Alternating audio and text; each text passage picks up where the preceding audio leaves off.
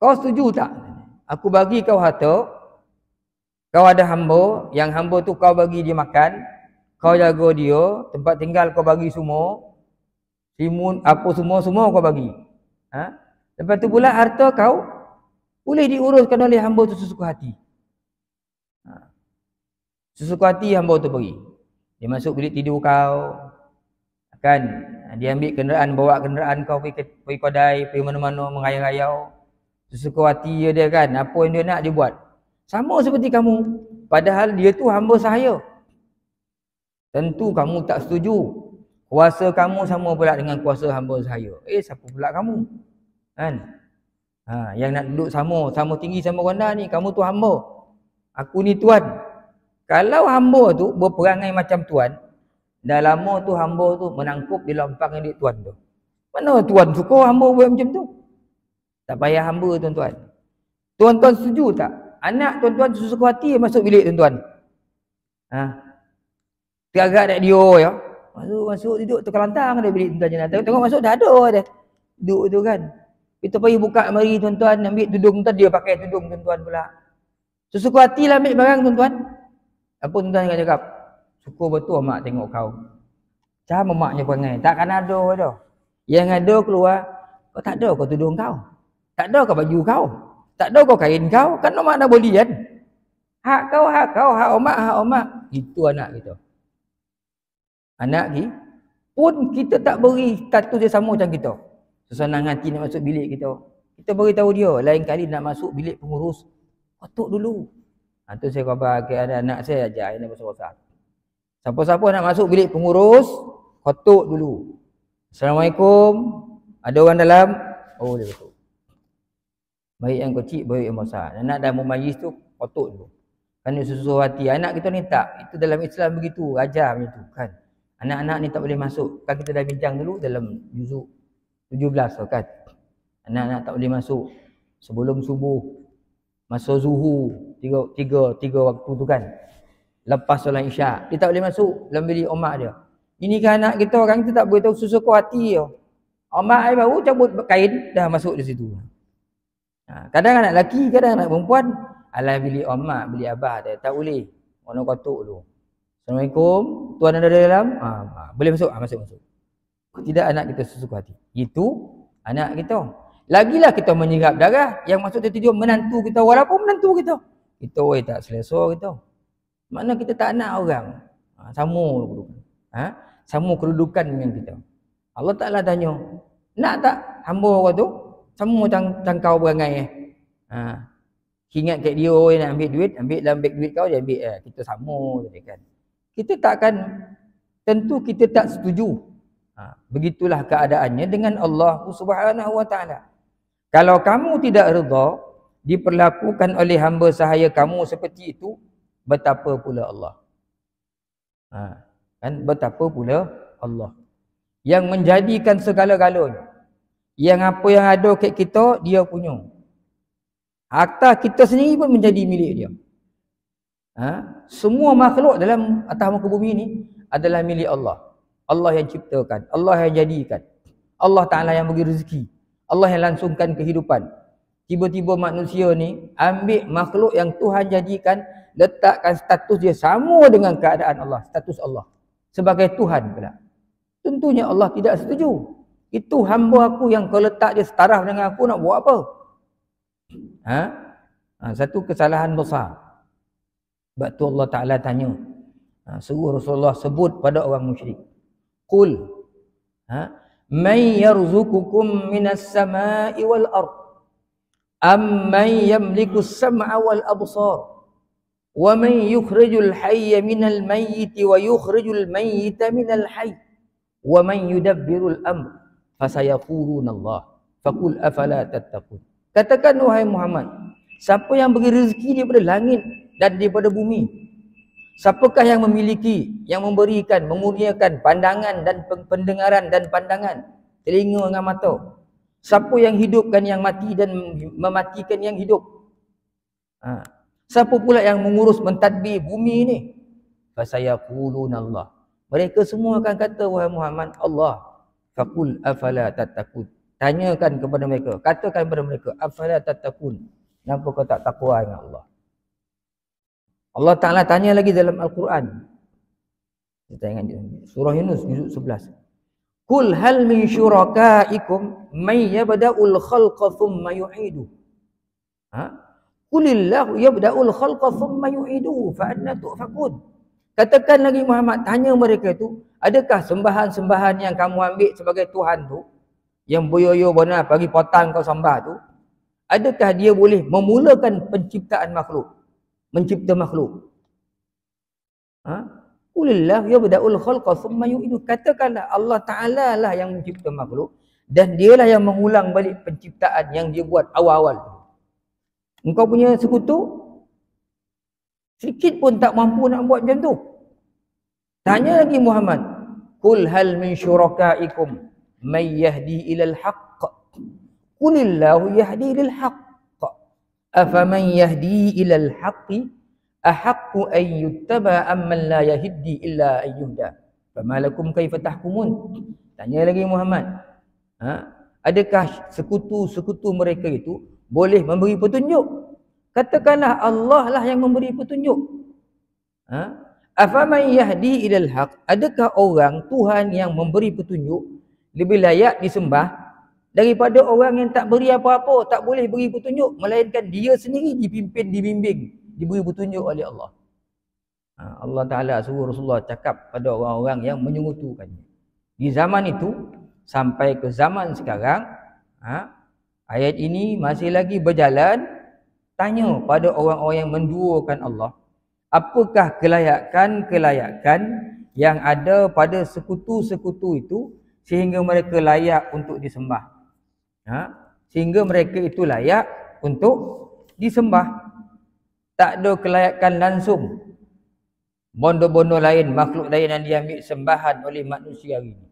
Tak kira apa pun orang manusia tu, daripada mana sudut negara mana pun datang, di bumi mana pun dia pijak, bahasa apa pun dia tuturkan, bangsa apa pun dia, mengambil sembahan selain daripada Allah adalah satu kesalahan besar yang Allah Ta'ala sebut, innallaha la yaghfiru ay yushraka bihi wa yaghfiru ma duna dzalika liman yasha. Allah Ta'ala tak mengampunkan dosa orang yang mensyirikkannya, tapi Allah Ta'ala mengampunkan dosa-dosa yang selain daripada dosa syirik. Kalau kau tak taubat, tak adalah Allah Ta'ala akan ampunkan. Dan semuanya ini tidak layak untuk disembah. Kenapa tak layak disembah? Satu, sembahan selain Allah ni tak layak disembah sebab dia tidak memiliki apa-apa. Tuan-tuan tengok sembahan orang hari ni, apa yang dimiliki oleh sembahan itu? Yang mereka ambil sebagai Tuhan tu, apa yang dia ada? Dia sendiri pun diciptakan oleh manusia yang menyembahnya. Ikut akal logik kita lah, kita menyembah sesuatu yang kita sendiri buat, kita cipta dia, dan yang kita sembah tu tak ada apa-apa pun. Kita yang memiliki dia, kita yang mencipta dia, baru kita sembah balik. Nampaklah kejahilan kita. Jadi satu, tak layak sembahan yang diambil selain daripada Allah, tak layak. Sebab pertama, yang kamu ambil sebagai Tuhan tu sebenarnya tidak memiliki apa-apa pun, bahkan dia diciptakan. Kedua, kenapa tak layak disembah sembahan selain daripada Allah? Kerana sembahan selain daripada Allah itu tidak mempunyai apa-apa kehebatan dan keagungan untuk disembah. Apa kehebatannya? Apa keagungannya? Apa kelebihannya? Yang nak kita sembah setiap hari tu, orang yang ambil sembahan selain daripada Allah ni, kita tanya orang yang disembah tu, apa kelebihannya? Zaman Nabi dulu kan ada sahabat, saya lupa nama sahabat tu. Dia dah Islam mana ayah tak Islam, menyembah patung. Hari pertama dia ambilnya patung tu, dicampak ke lubang sampah. Ayah tengok, mana pergi Tuhan ni? Tengok Tuhan ke lubang sampah. Bawa balik bilik sembahan. Lepas tu sahabat tu ambil pula malam kedua, campak ke tong najis, tempat najis. Cari kedua, malam kedua tengok tak ada Tuhan, cari rupa-rupa Tuhan dah masuk dalam tangki najis, tempat najis. Dimandi Tuhan dia, diletak balik tempat sembahan. Hari ketiga tu Ambil dibawa letak kat bangkai anjing. Tidur dengan anjing. Anjing mati, polok kat situ. Akhir ayah pun sedar. Hari pertama Tuhan tidur kat lubang sampah. Hari kedua Tuhan ni tidurlah kat najis. Hari ketiga tidurlah dengan bangkai anjing. Apa pula Tuhan macam ni kata. Dan tu lama hari tinggal Tuhan. Itu orang yang akal dia sihat. Maknanya apa? Tuhan tu sendiri tak boleh. Tak boleh defend diri dia. Tak boleh menyelamatkan diri dia daripada dinani orang, dizalimi orang. Dan tak punya apa-apa keagungan. Apa yang dia beri kita? Menyembah sesuatu yang kaku dan tak punya apa-apa kelebihan. Cerdikkah namanya? Tentu tidak cerdik. 2, 3. Apa kelayakan sembahan selain daripada Allah ini?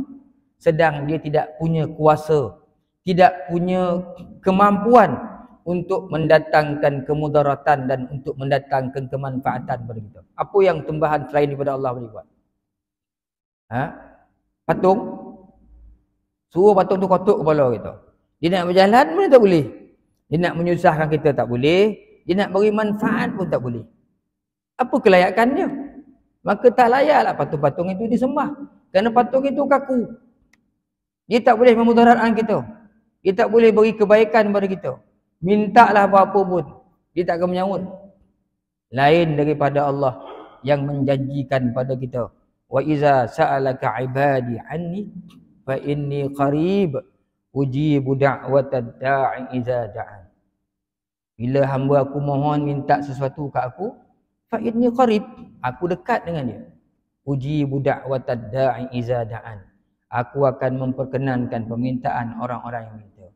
Cuma lambat laun bila masa itu terpulang pada Allah.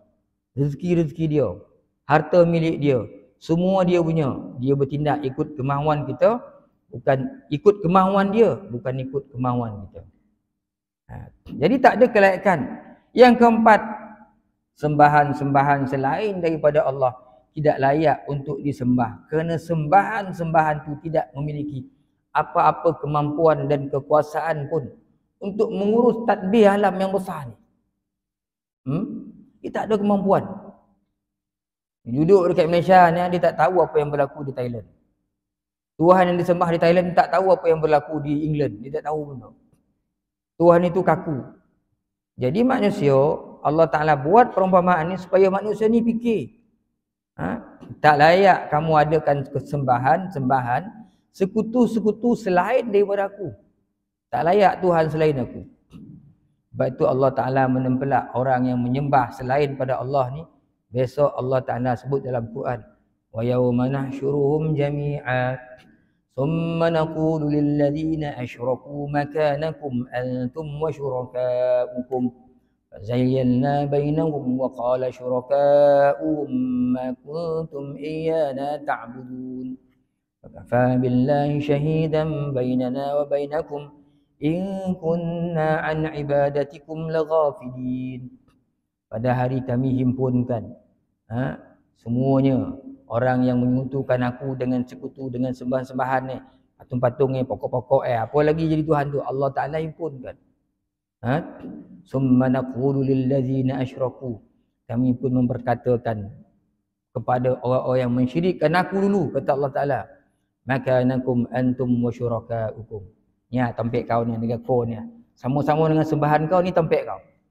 Fazayyalna bainahum. Maka kami pisahkan antara sembahan Tuhan yang mereka ambil sebagai Tuhan selain aku dulu, aku pisahkan dengan mereka yang menyembah. Pisahkan. Wa qala syuraka'uhum. Benda-benda yang mereka ambil sebagai Tuhan, sebagai sembahan tu berkata, ma kuntum iyana ta'budun. Kami ni ya Allah tak sujulah dia ni ambil kami jadi Tuhan. Fazayyalna bainahum wa qala syuraka'uhum ma kuntum iyana ta'budun. Kemudian mereka menyebutkan sembahan fakafa billahi syahidan bainana wa bainakum in kunna an ibadatikum laghafilin. Cukuplah Allah menjadi saksi antara kami dengan kamu, orang yang menyembah kami ni, kata sekutu-sekutu ni. In kunna an ibadatikum laghafilin. Kami dengan apa yang kamu buat, dengan sembahan kamu, dengan ibadat kamu tu, kami tak ada kono-kono lah, laghafilin. Kau sembah dan suruh tak ada kono-kono dengan kau pun. Jadi sembahan-sembahan yang dia ambil sebagai Tuhan tu pun tidak mengakui yang itu adalah hamba-hambanya. Sebab sembahan tu pun tahu dia pun makhluk hamba pada Allah Subhanahu wa taala.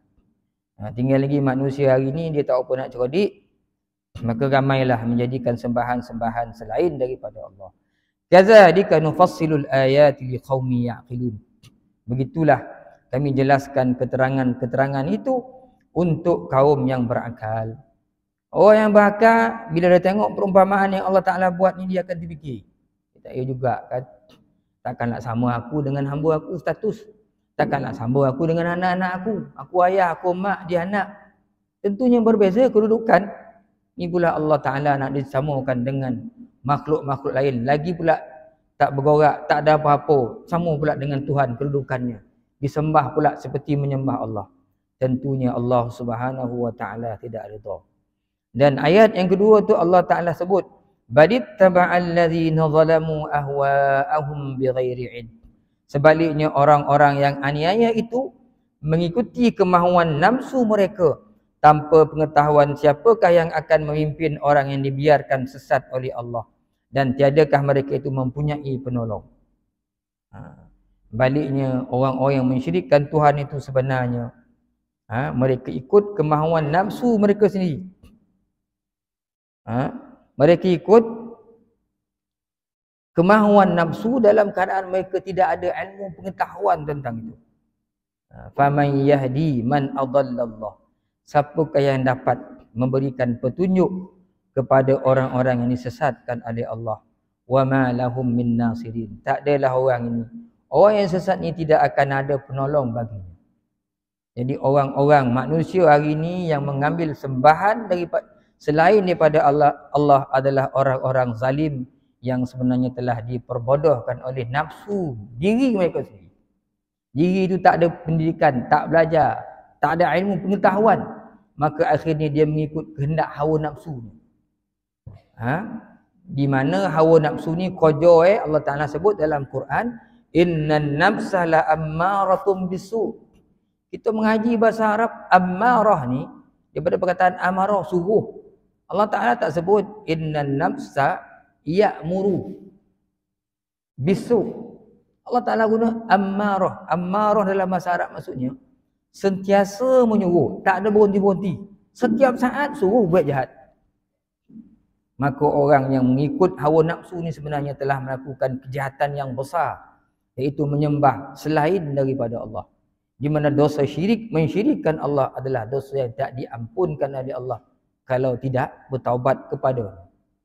Tak layak menghuni syurga Allah kepada orang-orang yang mensyirikkannya. Itu dah disebut sebagai orang-orang yang telah kufur, kafir di sudut akidah. Keyakinan kepada Allah itu tidak ada, mengambil sembahan selain daripada Allah. Orang ini telah mengikut hawa nafsu. Inilah seburuk-buruk kejahatan. Yang pertama yang berlaku. Bukan pertama. Seburuk-buruk kejahatan yang tidak diampunkan oleh Allah. Dan lawannya adalah takwa kepada Allah Subhanahu wa taala. Kalau syirik diharamkan langsung masuk syurga, tetapi orang yang lebih takwanya, orang inilah yang banyak masuk dalam syurga Allah. Sebab tu dalam satu hadis makna ingat yang Nabi sebut, Rasulullah ditanya tentang perkara apakah yang banyak memasukkan manusia. Su'ila Rasulullah sallallahu alaihi wasallam an aktsari ma yudkhilun nas al-jannah. Faqala taqwallah wa husnul khuluq. Ditanya Rasulullah SAW oleh para sahabat tentang aktsari ma yudkhilun nas al-jannah. Apakah perkara yang paling banyak memasukkan manusia dalam syurga Allah? Rasulullah kata dua. Taqwallah wa husnul khuluq. Yang banyak memasukkan manusia ni dalam syurga Allah, taqwallah, takwa kepada Allah. Sudah tentulah orang yang takwa kepada Allah tak mengambil sembahan selain daripada Allah. Wa husnul khuluq, dan orang-orang yang husnul khuluq, yang baik akhlaknya.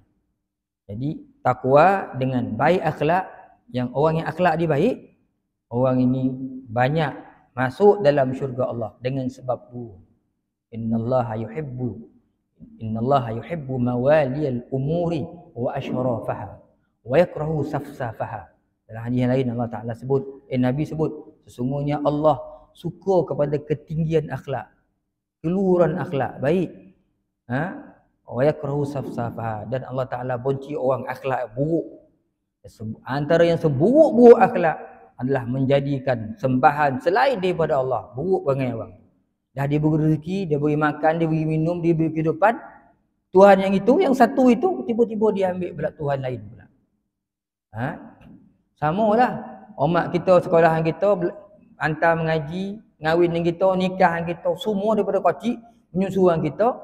Tiba-tiba dah tua, dah besar kita, dah boleh hidup sendiri, dah boleh ada rezeki. Tak mengaku pula omak tu omak kita dengan abah kita. Kita pergi ambil lah orang lain jadi omak abah kita. Ini bukan omak saya ni, ni abah saya. Padahal itulah ibu yang menyusukan. Itulah yang tukar lampin. Itulah yang menyengolahkan. Itulah yang hantar. Itulah yang jemput. Itulah yang beri makan. Itulah beri minum. Beri baju. Beri kasut. Sampai waktu tu nikah. Dia nikahan. Baca universiti. Dia hantar. Semua keperluan-keperluan kita dia bagi. Tiba-tiba dah besar kita. Dah ada kerja sendiri. Tak peduli dengan mak ayah tu. Kita pergi ambil lah orang lain jadi mak ayah lah. Dulu masa ke universiti duduk kat rumah orang. Lebih nak ke rumah orang tu pula. Apa perasaan mak ayah kita? Tentulah mak ayah kita kecil hati. Dia tak setuju dengan tindakan tu. Salahlah tindakan itu. Sama dah dulu kan saya cerita ke tuan-tuan. Orang yang tidak Islam. Tidak beragama Islam. Saya salah ke ustaz? Saya tak minum arak. Saya tak main judi. Saya tak beli loteri. Saya tak keluar malam. Saya tak ambil harta orang. Tak mencuri. Tak kacau orang. Tak ganggu orang. Tak bunuh orang. Allah marah sama saya ke? Tuhan Allah marah sama saya ke? Itu yang kita buat perumpamaan tu. Kamu ada ayah? Ada ayah? Ada. Kamu semua kamu tak buat. Kamu tak keluar malam, tak mencuri, tak apa semua. Tak minum arak, tak bungkul orang, tak buat apa-apa yang ayah kamu marah. Tapi satu je kamu tak mengaku ayah kamu tu ayah. Agak-agak ayah kamu marah tak? Confirm marah. Dah duduk rumah ayah tu tak mengaku ayah sendiri pula. Kita ni duduk di bumi Allah Subhanahu Wa Taala. Apa hak kita untuk menyembah selain daripada Allah? Tentulah tidak ada hak langsung. Tak ada selain daripada Allah yang berhak untuk disembah. Jadi orang-orang yang berakal, apabila dia baca ayat ni, dia faham bahawa sini tidak ada orang yang boleh duduk sama dengan kedudukan Allah Subhanahu Wa Taala. Wallahu a'lam sekadarnya tuan-tuan. Mudah-mudahan apa yang kita bincangkan ini kita faham sama, dan insya-Allah kita perbaiki ibadah diri kita sesuai dengan kedudukan kita sebagai hamba kepada Allah. Sebaik-baik hamba adalah hamba yang benar-benar dapat menunjukkan sikap kehambaannya kepada Allah. Itu yang saya sebut dalam ceramah Isra'. Kita tahu kat mana kan, bila Allah Taala nak cerita tentang peristiwa Isra', dia sebut subhanallazi asra bi'abdihi. Maha suci Allah yang memperjalankan dengan hamba-Nya. Sepatutnya subhanallazi asra bi Muhammadin, kan senang. Tak payah nak cerita-cerita, orang tahulah Muhammad yang dibawa Isra' Mi'raj. Tapi Allah Ta'ala tak letakkan bi Muhammadin, letakkan dengan bi abdihi, dengan hamba-Nya. Kenapa? Ulama tafsir sebut, kalaulah ada perkataan yang lebih mulia daripada hamba tu, sudah tentu Allah Ta'ala letakkan perkataan tu. Tak, perkataan yang paling mulia adalah hamba. Sebab apa? Orang yang betul-betul dapat menjadi hamba kepada Allah, maka orang itulah semulia-mulia manusia. Sebab itulah Allah Ta'ala muliakan Rasulullah dengan katanya, Maha suci Allah yang menjalankan dengan hamba-Nya. Allah Ta'ala mengakui Rasulullah sebagai hamba kerana Rasulullah benar telah meletakkan dirinya sebagai hamba kepada Allah Subhanahu Wa Ta'ala. Kalau Allah Ta'ala panggil makhluk tu hamba, itu satu kemuliaan. Tapi kalau perkataan hamba ni keluar daripada mulut manusia, itu maksud penghinaan.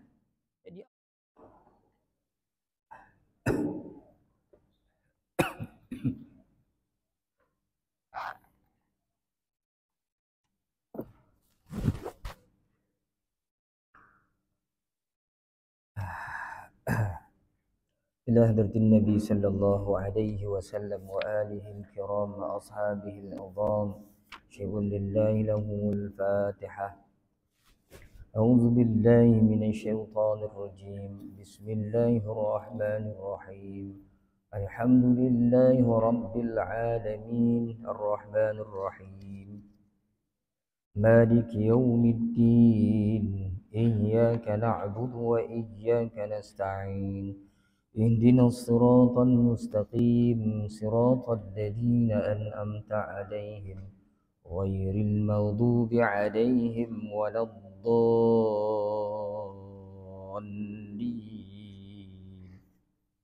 آمين. أعوذ بالله من الشيطان الرجيم. بسم الله الرحمن الرحيم. الحمد لله رب العالمين والصلاة والسلام على أشرف الأنبياء والمرسلين وعلى آله وأصحابه أجمعين. اللهم يا عليم علمنا من علمك ما ترضى به عنا ولا تؤاخذنا بما تعلمه منا. يا عليم خلقنا بخلق العلم وحققنا بحقائق العلم. رب اشرح لنا صدورنا ويسر لنا أمورنا واحلل عقدة من ألسنتنا يفقه أقوالنا والحمد لله رب العالمين. أعوذ بالله من الشيطان الرجيم. بسم الله الرحمن الرحيم. السلام عليكم ورحمة الله تعالى وبركاته. Alhamdulillah wassalatu wassalamu ala Rasulillah wa ala alihi wa sahbihi wa mawalah. Asyhadu an la ilaha illallah wa asyhadu anna Muhammadan abduhu wa rasuluh. Amma ba'd. Yang berusaha pihak pengurusan Masjid An-Nur, ashabul fadilah, tuan-tuan guru, tuan-tuan imam, tuan-tuan haji, puan-puan hajah, datuk-datuk, datin-datin, ketua-ketua masyarakat, tuan-tuan, puan-puan, hadirin, hadirat yang dirahmati Allah Subhanahu wa taala sekalian.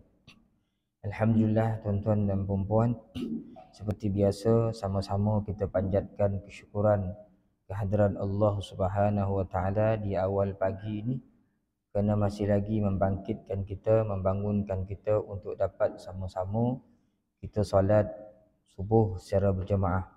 Ini di antara nikmat besar yang Allah Ta'ala kurniakan kita pada awal pagi ini. Mudah-mudahan nikmat ini akan bertambah apabila menjelang tengah hari ini sampai ke petang. Mudah-mudahan Allah Subhanahu Wa Ta'ala sentiasa membimbing kita untuk menjadikan kita sebahagian daripada hamba-hambanya yang bersyukur, insya-Allah, mudah-mudahan. Allahumma amin. Jadi saya nak beritahu tuan-tuan pagi ni, saya tak boleh lama tuan-tuan dan puan-puan. Ada program kat sekolah pukul 8 dah mula. Ini kena berhenti 7.30 sharp kena berhenti kan. Tak pun 7.35 lah. Pukul 8 kan dah ada program tingkatan 6 kan. Jadi terpaksa pergi. InsyaAllah tuan-tuan kita ambil 1-2 ayat yang mana kita sempat insyaAllah. Hari ini tuan-tuan kita bermula pada ayat yang ke-28 daripada surah Rum, muka surat 61. Muka surat 61 ayat yang ke-28. Allah Subhanahu wa taala berfirman, A'udzu billahi minasy syaithanir rajim. Bismillahirrahmanirrahim. Daraba lakum mathalan min anfusikum hal lakum مما ملكت أيمانكم من شركاء فيما رزقناكم فأنتم فيه سواء تخافونهم كخيفتكم أنفسكم كذلك نفصل الآيات لقوم يعقلون بل اتبع الذين ظلموا أهواءهم بغير علم فمن يهدي من أضل الله وما لهم من الناصرين فأقم وجهك للدين حنيفا فطرة الله التي فطر الناس عليها لا تبديل لخلق الله ذلك الدين القيم ولكن أكثر الناس لا يعلمون صدق الله العظيم ضرب لكم مثلا kum masalan mim mati bertemu dengan mim idgham mislaini ataupun idgham mutamasilain. Kita baca dengan dengung pada dua harakat. Ataupun kalau kita melihat dari sudut tulisan Resam Osmani ini, setiap mim yang mati yang tidak ada tanda mati di atasnya hendaklah dibaca dengan dengung. Lakum masalam min anfusikum. Masalam min, baris dua di atas bertemu dengan mim. Ini idgham ma'al gunnah. Idgham ma'al gunnah. Atau tengok baris dua di atas tuan-tuan. Mana-mana baris dua di atas atau baris dua di bawah yang kedudukan barisnya tidak seiring. Baris atas ke kanan kita, baris bawah dia lebih ke kiri, dia tak selari kedudukannya. Itu menandakan kita kena baca dengan dengung. Kecuali kalau di hadapannya huruf lam dan ra. Di sini hukumnya idgham ma'al gunnah. Dengung dua harakat. Masalam min anfusikum. Min kita ambil min anfusikum. Min tak dengung, anfusikum tu dengung. Min anfusikum, nun mati bertemu dengan hamzah izhar halqi. Kita baca dengan jelas dan nyata. Apa yang jelas, apa yang nyatanya? Jelaskan bunyi nun tu, nyatakan bunyi nun tu memang nun betul-betul. Min anfusikum. Dibaca tanpa dengung. Min Atau kita tengok nun tu, setiap nun yang mati yang ada tanda mati di atasnya hendaklah dibaca tanpa dengung. Berbeza dengan anfusikum. Nun mati bertemu dengan fa. Ini kita baca dengan dengung. Sebab nun tu mati, kemudian tiada tanda mati di atasnya. Semua nun yang mati, yang tiada tanda mati di atasnya, hendaklah dibaca dengan dengung. Kecuali kalau di hadapannya huruf lam dan ra. Kita pakai kaedah tu. Kalau orang dia faham tajwid, dia tahulah di sini hukum dia ikhfa hakiki. Dia kena dengung. Anfusikum. Kita berhenti kat situ, ayat ni panjang. Hal lakum mimma. Lakum dengung, mim pun dengung. Dua-duanya huruf mim. Yang pertama mim mati bertemu dengan mim. Yang kedua, nun mati pula bertemu dengan mim. Bila kita mengaji ilmu tajwid, kita tahu di situ ada 3 hukum yang besar, hukum asas. Satu, hukum nun mati dan tanwin. Yang kedua, hukum mim mati. Yang ketiga, hukum yang melibatkan mad. Mad jaiz, mad wajib, mad arid, mad badal. Jadi, di sini dua-dua tu ada tu. Lakum mim sama dengan daraba lakum masalan. Mim mati bertemu dengan mim, idgham mislaini, dengung 2 harakat. Lakum. Mimma pun dengung juga, tapi dalam bahagian hukum yang berbeza. Kalau tadi hukum mim mati, di sini hukum nun mati. Nun mati bertemu dengan mim, idgham ma'al gunnah. Mim mati bertemu dengan mim, idgham mislaini. Dua-dua idgham. Idgham ni maksudnya apa tuan? Masukkan huruf yang mati tu, bunyi huruf yang mati tu ke dalam huruf yang di hadapannya. Lakum mim, tak ada masalah lah. Mim jumpa mim. Memang bunyi mim pun. Yang kedua ni, mimma ni, nun mati bertemu dengan mim. Idgham ma'al gunnah. Idgham ni masukkan berserta dengung. Jadi kita masukkan bunyi nun ke dalam mim. Maksudnya nun tak ada bunyi dah. Ia akan jadi bunyi mim je. Mimma. Idgham ma'al gunnah. Malakat aymanukum min. Satu lagi idgham mislaini. Mim mati bertemu dengan mim. Min syuraka. Min syuraka. Nun mati bertemu dengan shin. Ini ikhfa hakiki. Semua nun yang mati, yang tiada tanda mati di atasnya, hendaklah kita baca dengan dengung. Mi syuraka. Syuraka man wajib muttasil. Huruf alif bertemu dengan hamzah dalam satu perkataan. Kita baca 4 harakat. Fima razaq. Razaq qalqalah surah. Qaf tu mati di tengah-tengah bacaan, di tengah-tengah kalimah. Razaqnakum fa. Kum fa tu izhar syafawi dalam bahagian mim mati. Semua mim yang mati, yang ada tanda mati di atasnya, dibaca tanpa dengung. Atau di sini hukumnya izhar syafawi. Razaqnakum fa antum. Antum sama dengan anfusikum ke atas tu. Ikhfa hakiki. Fa antum fihi. Tum fihi sama dengan kumfa. Izhar syafawi. Fihi sawa. Sawa sama dengan syuraka. Man wajib muttasil. Dan sama bentuk itu. Huruf alif bertemu dengan hamzah dalam satu perkataan. Kita baca 4 harakat. Sawa'un takhafun. Baris 2 di hadapan bertemu dengan ta.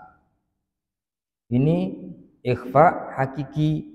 Atau tuan-tuan tengok bagi 2 di hadapan tu, bagi 2 di hadapan yang ditulis dengan seperti 99 tu, bagi 2 tu maknanya kita kena baca dengan dengung. Kecuali kalau di hadapan ni huruf lam dan ra. Kalau terbalik bagi 2 di hadapan tu jadi 69, yang itu kita baca tanpa dengung. Yang ini dengung kerana ikhfa hakiki. Sawa'un takhafunahum. Takhafunahum ka. Mim mati bertemu dengan kaf. Ini izhar syafawi. Kita baca tanpa dengung. Kakhifatikum am. Pun juga izhar syafawi. Banyak kita jumpa izhar syafawi yang ini. Anfusakum. Anfusakum ikhfa hakiki. Kita baca dengan dengung qada 2 harakat. Nun yang mati, yang tiada tanda mati di atasnya, kita baca dengan dengung. Berhenti di situ. Kadzalika nufassilul ayat. A tu mad badal 2 harakat. Ayati liqaumin yaqilun. Bagi 2 di bawah bertemu dengan ya idgham ma'al gunnah. Kita baca dengan dengung. Mi yaqilun. Lun tu man arid disukun. Boleh dibaca dengan 2 harakat. Boleh dibaca dengan 4 harakat, boleh dibaca dengan 6 harakat. Maka jadilah bacaan dia tuan-tuan, bunyinya sedikit lebih kurang. A'udzu billahi minasyaitonir rajim. Daraba lakum mathalan min anfusikum. هل لكم مما ملكت أيمانكم من شركاء فيما رزقناكم فأنتم فيه سواء تخافونهم كخيفتكم أنفسكم كذلك نفصل الآيات لقوم يعقلون صدق الله العظيم.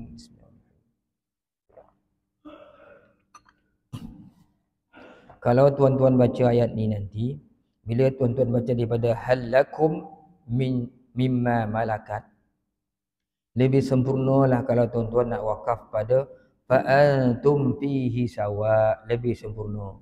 Tapi nampak saya tak sampai kat situ. Kan kau nak ulang balik halakum mimma malakat aimanukum, dia tak boleh ambil min syuraka, tak boleh ambil fima razaqnakum. Yang paling cantik ayat ni panjang, kalau boleh habis sampai anfusakum, habiskan sampai kakhifatikum anfusakum.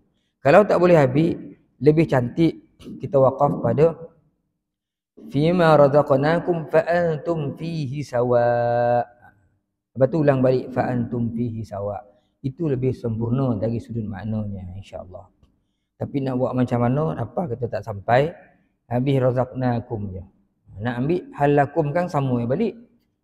Jadi kita ambil terus fa antum. Yang itu tuan-tuan kena tengok betul-betul lah, insya-Allah. Okey tuan-tuan, mari kita tengok sama-sama dari sudut tafsiran. Dia telah membuat perumpamaan untuk kamu dari diri kamu sendiri. Adakah kepunyaan tangan kanan kamu? Maknanya hamba sahaya. Terjemah macam ni kan keliru. Lagi senang, adakah hamba sahaya kamu itu? Senang nak faham. Dia telah membuat perumpamaan untuk kamu dari diri kamu sendiri.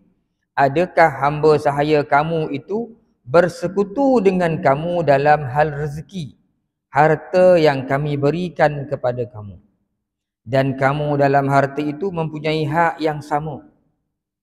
Takutkah kamu kepada mereka sebagaimana takutnya kamu kepada diri sendiri?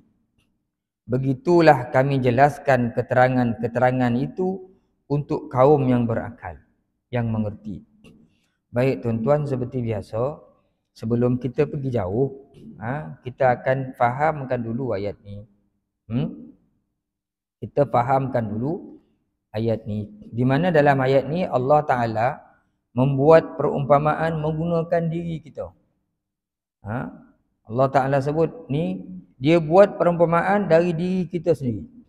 Allah Ta'ala tanya kita, adakah dulu-dulu kan hamba yang kamu miliki itu bersekutu dengan kamu dalam hal rezeki? Hamba yang kau ada tu dulu zaman-zaman Arab Jahiliyah, sebelum sistem perhambaan ini dihapuskan oleh agama Islam yang dibawa oleh Muhammad sallallahu alaihi wasallam, orang ada hamba, Allah Ta'ala tanya, adakah hamba yang kamu ada tu, yang kamu miliki itu sama statusnya dengan kamu dalam hal rezeki? Maknanya harta kau, harta hamba kau. Kau punya harta tu, hamba kau pun sama harta kau. Apa yang milik kau, milik hamba kau. Maknanya kau boleh belanja harta kau sesuka hati, kau punya hamba pun sesuka hati yang nak belanja harta kau. Sama kau kedudukan kau dengan hamba kau, kata Allah Subhanahu wa Ta'ala. Adakah mereka itu boleh mengurus harta seperti kamu yang dituan ni, kamu mengurus harta sesuka hati kamu, tak payah minta izin ke siapa? Hamba kau pun sama macam kau. Dia nak menguruskan harta, nak mengambil duit kau sesuka hati dia, tak payah minta izin ke kau. Sebab dia standard sama. Sama status dengan kamu. Sama ke status hamba kamu dengan kamu yang jadi tuan tu dalam hal menguruskan harta kamu? Harta kamu, tapi hamba kamu tu dia kedudukan sama seperti kamu. Dia boleh menguruskan harta kamu seperti kamu. Tak payah nak minta izin ke siapa. Sama kau, kata Allah Ta'ala. Kan? Fa antum fi sawa, kamu sama pula status kamu dengan hamba kamu. Takhafunahum ka khifatikum anfusakum. Kamu risau terhadap diri hamba kamu tu macam kamu risau kat diri kau. Kau ambil borek diri kau sama macam kau ambil borek hamba kau. Macam tu kau kedudukan kau. Kata Allah Subhanahu wa Ta'ala dalam ayat ni, kadzalika nufassilul ayati liqaumin ya'qilun. Begitulah kami jelaskan keterangan-keterangan itu untuk kaum yang berakal. Jadi kita tengok tuan-tuan, kenapa Allah Ta'ala buat perumpamaan ini? Kenapa? Kata Ustaz Ahmad Sunhaji di sini. Sebelum itu tuan-tuan, kita tengok sebab turun ayat yang dicatatkan oleh Dr. Wahbah Zuhaili dalam Tafsir Muni ini.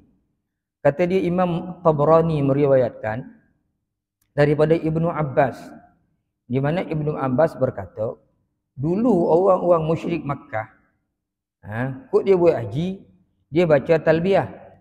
Talbiyah kita, labbaik Allahumma labbaik, labbaik la syarika laka labbaik, innal hamda wan ni'mata laka wal mulk la syarika lak. Orang musyrik pun dia baca juga talbiyah. Dia baca labbaik Allahumma labbaik, labbaik la syarika laka ila syarikan huwa laka tamlikuhu wa ma malak. Lain bunyi. Maksud Aku memenuhi seruanmu ya Allah. Samalah tu dengan kita talbiyah. Aku memenuhi seruanmu. Yang ujung ni masalah. Aku memenuhi seruanmu, tiada Tuhan, tiada sekutu bagimu kecuali sekutu yang engkau miliki. Mengaku Allah Ta'ala tu Tuhan, tapi dia mengaku Allah Ta'ala ada sekutunya. Ada pula yang Tuhan lain pula. Sekutu tu Allah Ta'ala juga miliki. Kan kau bingung nama tu? Aku memenuhi seruanmu, tiada sekutu bagimu kecuali sekutu yang kau miliki. Engkau yakni Allah memilikinya, memiliki sekutu itu. Dan apa pun yang dimilikinya. Apa yang sekutu tu ada, kaulah pemilik. Ia mengaku Tuhan. Tapi Allah Ta'ala tu ada sekutu. Dan Allah Ta'ala lah yang memiliki sekutu tu. Dan apa yang sekutu-sekutu tu ada, itu Allah Ta'ala punya. Kita pun tak faham. Ini maksudnya tuan-tuan. Allah Ta'ala menempelak orang-orang yang menduakan, yang mensyirikkan, yang menjadikan Tuhan lain sebagai sembahan, yang bergantung harap kepada selain Allah Subhanahu wa Ta'ala. Kata Ustaz Ahmad Sun Haji di sini, setelah Allah menyebutkan kekuasaannya dapat mengulang kembali ciptaannya berdasarkan dalil yang terang, maka di sini dibuatnya suatu perumpamaan untuk ditujukan kepada orang yang menyekutukan Tuhan dengan memberi gambaran yang ada pada diri mereka sendiri, iaitu katanya, kamu adalah orang-orang yang merdeka semuanya. Adakah patut kamu disamakan dengan hamba-hamba sahaya kamu dalam memiliki harta kekayaan yang Allah kurniakan kepada kamu? Relakah kamu sekiranya disekutukan dan berkongsi dengan orang-orang yang menjadi hamba sahaya? Setujukah kamu diberi kuasa yang sama dalam memiliki harta dan menguruskan hal ehwalnya? Jawabnya tentulah tidak. Kamu tidak akan membenarkan hamba-hamba sahaya kamu untuk berbuat sesuatu terhadap harta dan hak milik kamu, melainkan dengan seizin kamu. Tentunya kamu takut dan curiga kepada mereka yang hendak menumpang kesenangan kamu dalam memiliki harta, sebagaimana tiap-tiap orang ingin bebas dan bersendiri kerana lebih aman dan dari berkongsi.